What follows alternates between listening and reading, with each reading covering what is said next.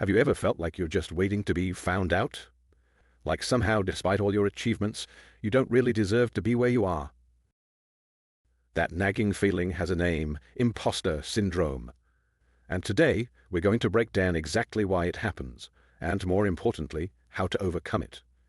Because here's the truth: you're not a fraud, and by the end of this video, you'll understand exactly why. Let me share something that might surprise you. Some of the most successful people you admire have felt exactly the same way. Research shows that an astounding 70% of people experience imposter feelings at some point in their careers. That's right, you're actually part of the majority. Here's the ironic part: it tends to affect high achievers the most. The more accomplished you become, the more likely you are to question whether you deserve it. And it doesn't just show up at work. People feel it in their relationships, their creative pursuits, even in their role as parents.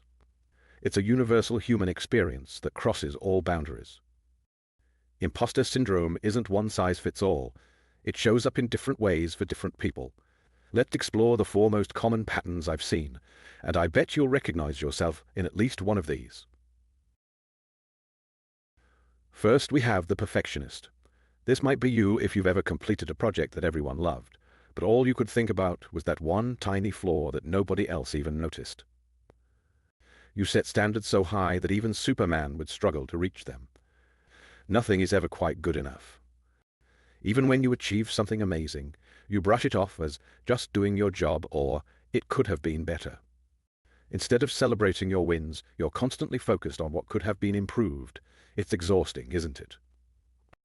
Next up is the expert, the person who feels they need to know absolutely everything before they can claim any expertise. You might have years of experience, but you still feel like you don't know enough. Sound familiar? In meetings, you might hold back great ideas because you're not 100% sure, even though nobody else is either. You find yourself collecting certifications and degrees, always thinking the next one will finally make you feel qualified. Then we have the natural genius, who believes that if they're truly smart or capable, everything should come easily. When something takes effort or multiple attempts, you don't see it as normal learning, you see it as proof that you're not good enough. You might avoid new challenges because you're afraid of not getting it right the first time. The thought of struggling or making mistakes feels deeply embarrassing, rather than seeing it as part of growth. Finally, there's the soloist, who feels they have to do everything independently to prove their worth. Asking for help feels like admitting defeat, so you push yourself to handle everything alone. Even when others offer support, you resist because you think accepting help might make you look incompetent. You often work longer hours than necessary, just to prove you can handle it all by yourself. Now let's talk about something serious: what this constant self-doubt is really costing you. Because imposter syndrome isn't just an uncomfortable feeling, it's actively holding you back in ways you might not even realize. Think about all the opportunities you've let slip by because you didn't feel ready enough. That promotion you didn't apply for, that project you didn't volunteer to lead, that business you never started, these aren't just missed chances, they're missed lives you could have been living. The constant need to prove yourself is exhausting.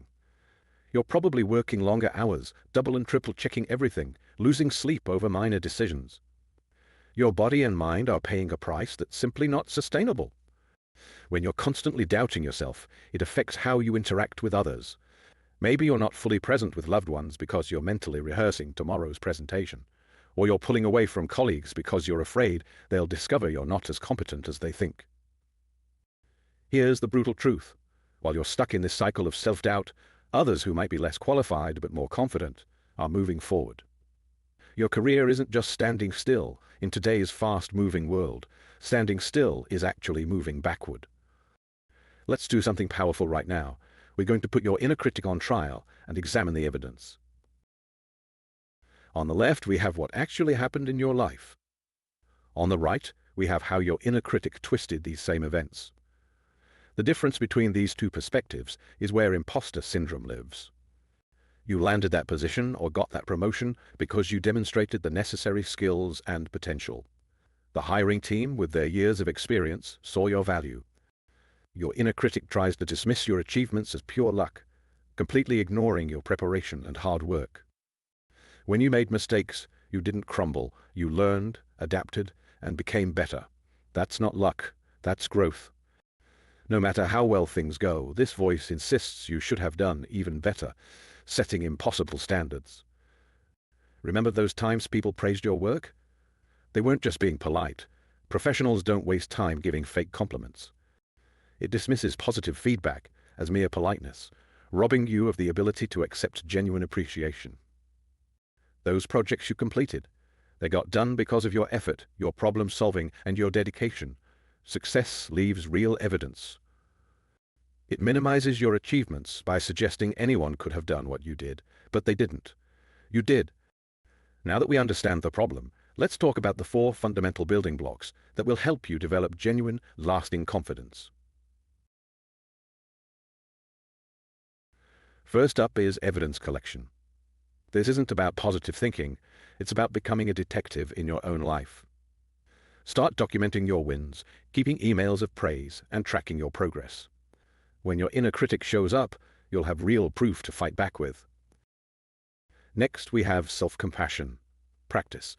Imagine treating yourself with the same kindness you'd show a friend who's learning something new. This isn't being soft, it's being strategic. Research shows that self-compassionate people actually perform better and bounce back faster from setbacks. The third block is strategic risk-taking. This means deliberately putting yourself in situations where you might fail, but starting small. Each time you survive a minor risk, you build evidence that you can handle bigger ones. It's like progressive overload in confidence training. Finally, there's support system building. This means surrounding yourself with people who see your potential clearly, especially when you can't see it yourself. Think of them as your personal reality check team, helping you distinguish between realistic concerns and imposter syndrome talking. Let's get super practical. I'm going to share 4 specific tools that you can start using literally today to begin shifting your relationship with success and self-doubt. First up is the Success Journal method. But this isn't your typical gratitude journal. Instead, every Friday you'll write down 3 things: a challenge you faced, how you handled it, and what it reveals about your capabilities. The key is to be as specific as possible. For example, don't just write "gave a presentation." Write "managed to keep my cool and clearly explain our strategy, even when faced with unexpected questions." Next is the 5-minute reframe exercise. When you catch yourself in a spiral of self-doubt, set a timer for exactly 5 minutes. Write down your worry, then immediately write 3 alternative explanations that don't involve you being a fraud. For instance, if you think, "they only gave me this project because no one else was available," reframe it to, "they gave me this project because they've seen my consistent performance on previous tasks." The mentor mirror technique is powerful. Think of someone you admire in your field. When facing a challenge, ask yourself, what would they see as the logical next step?